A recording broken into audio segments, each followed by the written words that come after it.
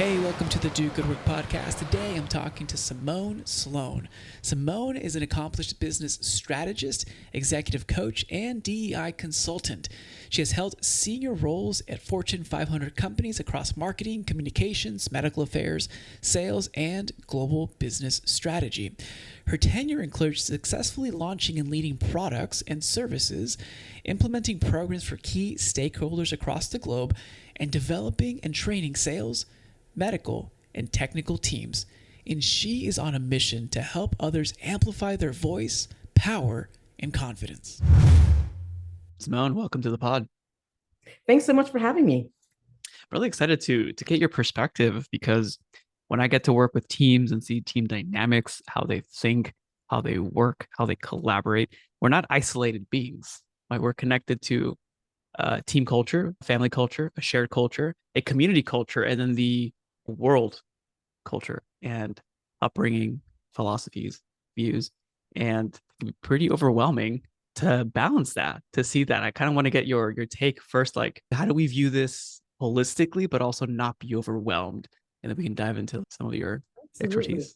Well, I think the first thing is, how do we describe culture, right? Because we have, like you said, organizational culture, maybe our cultural backgrounds. And really, what we're looking at from that perspective is our values, our beliefs, what we do in terms of how we communicate, our rituals that we create around who we are and what we do. And ideally, you want your values and beliefs to align with what you do, because that's where you get more alignment with who you are as a human being. It's when we have this misalignment that takes place, then we have this gut feeling in our system that something is just not right in some cases. And so that's where we have to really take the space to think about, what are we doing? Why are we doing what we're doing? And is it aligned to what do I believe truly at my core? We have a lot of influences that kind of help us to, I'll say the word negotiate who we are in terms of what we believe and what we don't believe. And that's, I think, you're talking about the external factors and how do we balance this. And that's why I think it becomes very important to ground ourselves in terms of, what do we really truly believe? Who are we as human beings? And how do we want to conduct ourselves? People talk about leadership. And I'd say, you know what? Leaders have nothing to do with a title. It's not about how many people you have underneath you. It's True. really, it's around how you lead yourself, how you personally, professionally, what is it that you do? How do you give back to communities or not? Those are ways in which you are leading, because you are modeling and people are watching. No, 100%. And I think you hit on the first point, is we have to know ourselves and our identity first before we are able to either lead ourselves or have an impact around our community, if it's through giving back, through philanthropy, through volunteer, through actually leading teams. I want to pinpoint on the fact of, sometimes people would, I personally have said, oh, issues stem back to a leadership issue, or issues stem back to a culture issue. But how do you actually identify that? And I love the word that you use when we were setting up the pod. You used the word power leak. I never thought about it that way. And I thought it was very interesting. And I want to get your insights on that. Absolutely. When I talk about power leagues, I'm thinking about just stepping back, regardless of the size of organization that you have in terms of people. We have a transactional side of what we do, but there's also the behavioral side. 9 times out of 10, we're looking at the transactional. Did we hit the goals of revenue, whatever it is, metrics wise, that we can touch, see, feel? But then there's also behaviors, patterns that come up that either undermine how we get those results or not. And that's where I call about the power leaks, right? Those are the behaviors that really undermine who we are as an organization, our branding from that perspective, the people that we hire, how we make decisions, and even how we acknowledge and reward. And if we don't recognize those power leaks within the organization, if we kind of step over it because the metrics are much greater and have more compelling story, then it's bubbling and will bubble until it goes above the surface, until you cannot control it any longer. Yeah, it becomes that bigger issue.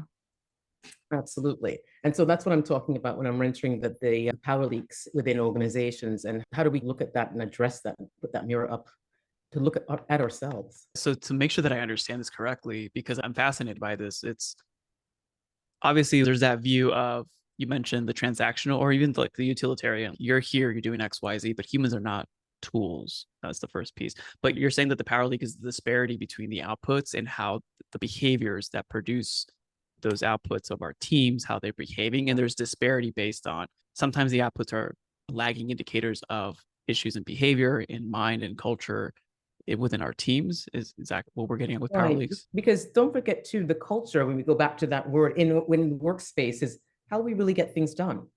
Is Yeah. it that we are a competitive environment and we will step over people to get to the finish line? Are we more collaborative in how we're doing things? Is it more collective mindset where we have to wait for someone to make it, everyone to come to consensus to make a decision? Or do we kind of make that decision when we need to and have that flexibility in that process? So that's one piece of it. The culture kind of dictates how we get things done. The power leagues come up in terms of in behaviors. For example, how we communicate. Are we inclusive with our language? How are we hiring? Are we labeling or even pigeonholing folks into certain roles based upon biases that kind of exist? So Yeah. those are some things that I'm looking at too as part of where are those leaks within the organization that if we just seal them up, create a strategy for it, can really propel it even further. Yeah, those are so nuanced too. It's not obvious. Like I remember being pigeonholed once and communicating, oh, well, we can actually do this. And that little communication changed the trajectory of Mm. the goals. It's interesting to have your perspective come in and identify that from a top layer view, because sometimes we're blinded by it, especially when we're leading ourselves.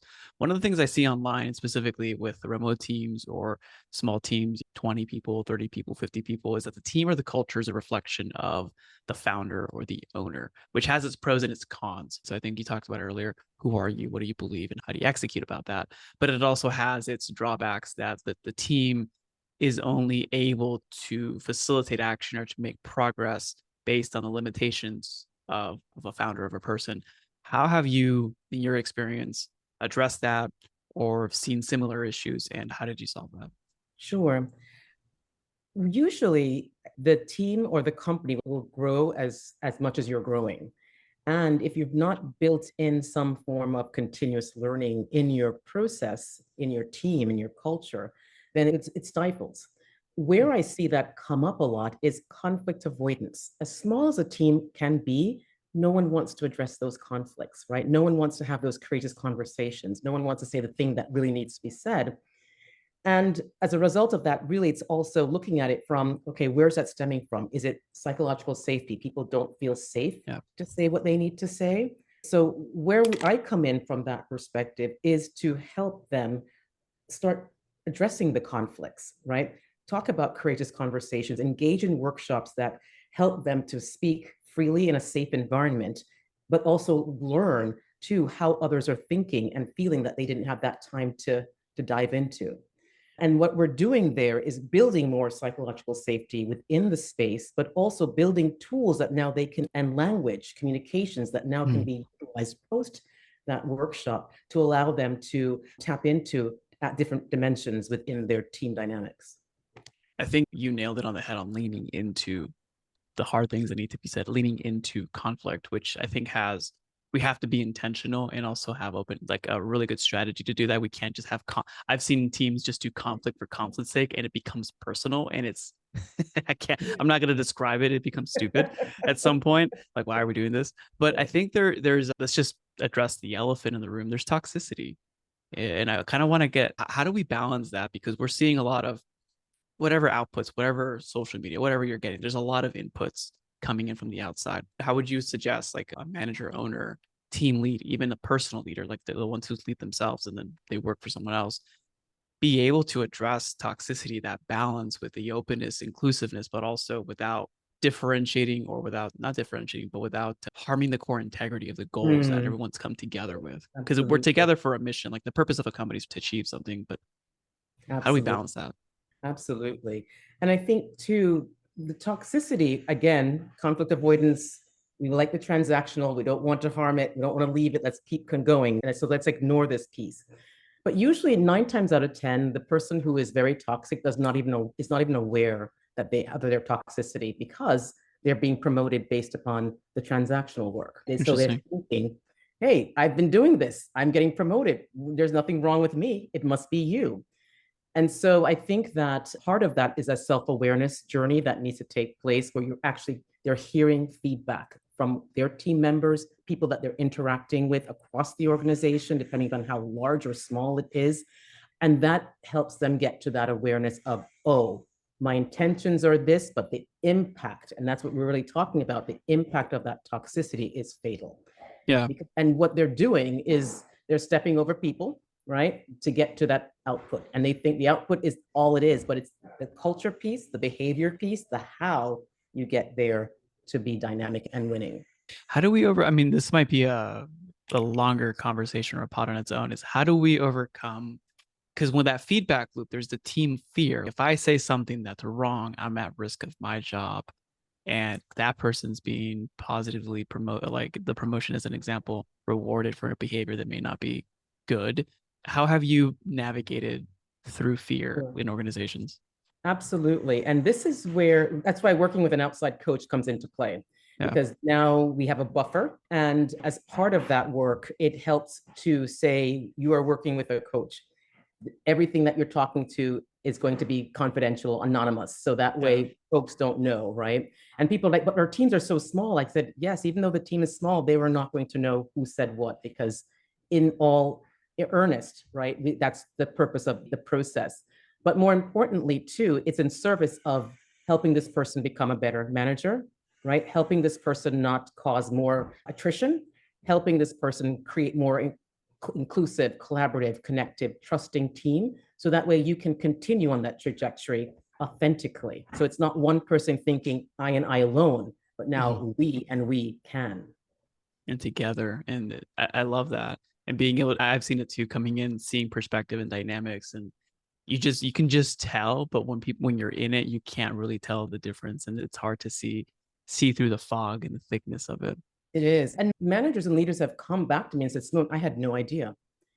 And because no one's ever had that honest conversation, that courageous conversation. It's just now they have to be promoted. And so folks are thinking, well, we've been getting this feedback over time. If we put this person in this role, are they going to harm the company or really help it grow further? Because now it's not just about transactional, it's more about the people at that point.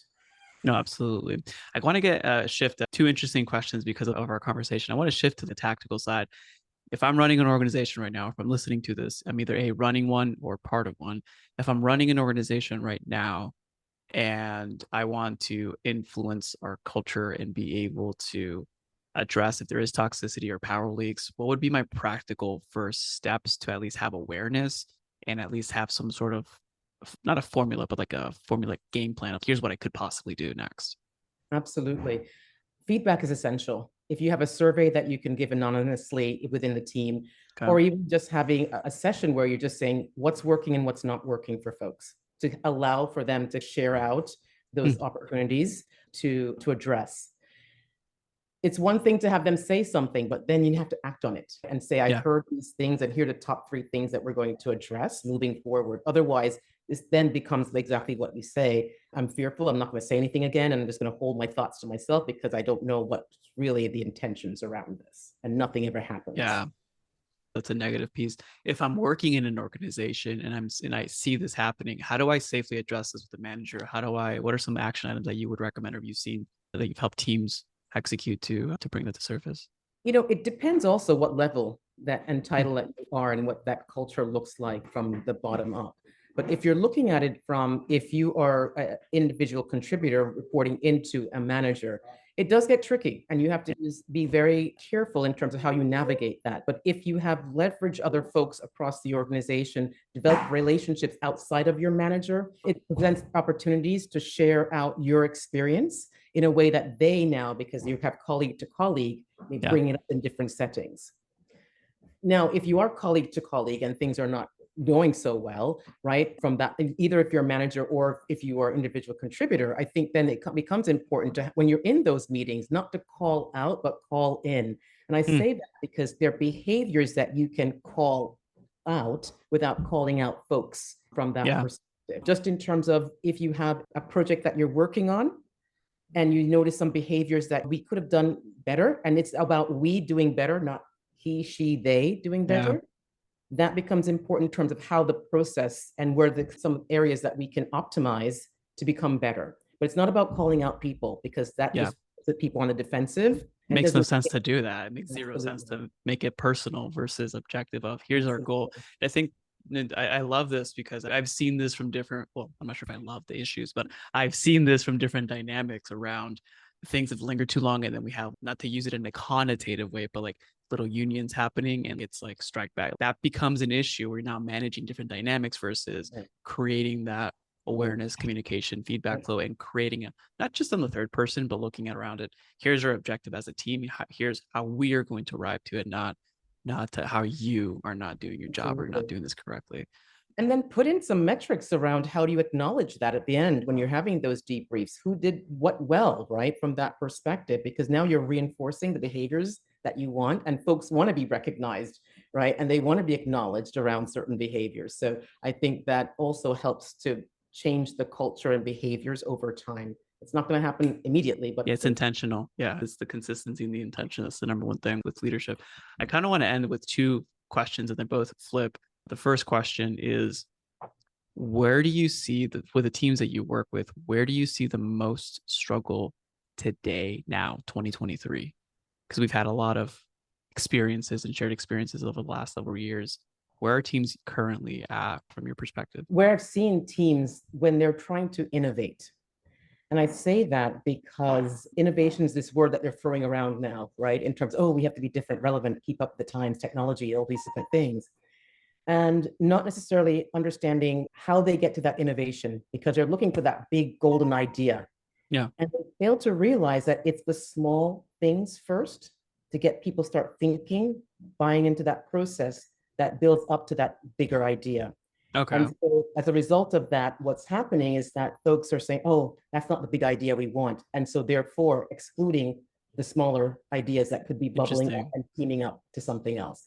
So pre-framing and having people go through the mental, and I've seen that too. I've had Randy Hall on the pod and he mentioned around how sometimes for change management, we as leaders, here's the change, go implement it versus here's the change, go think about it. And then from there, there's a process to getting people to arrive to that conclusion without being told, arrive to the Absolutely. conclusion. That's Absolutely. key on the innovation. On the flip side, so that's like it's the key struggle you're seeing right now. On the flip side, what's your favorite experience or story with teams around how the culture was a maybe broken or the issues around diversity and the turnaround? What's your favorite highlight that you've worked in? Yeah, I think it's a small team that we were working with and very conflict avoidance, even for a small team, size of like under 20 folks Oh, around okay. that. Yeah. And so for them, it was around not only conflict avoidance, but also trusting themselves in terms of the leadership team, as small as they were. What we did was really go in and start doing trust exercises with them to support them in terms of one, understanding. They keep throwing this word about, oh, I trust you, I don't trust you, I don't trust you. Yeah. What does that really mean to you? And unpack that through some various pillars to get them to identify what they value and what they need as part of that relationship. Having that conversation was very unpacking for them because one, they're addressing their conflict. Two, they're sharing what they really need in relationship and not getting. And Yeah. three, they had to then say, okay, what is it that we can align on as part of a trust value that we can work together on to move forward? So that was That's a great cool. aha That's moment cool. from my perspective.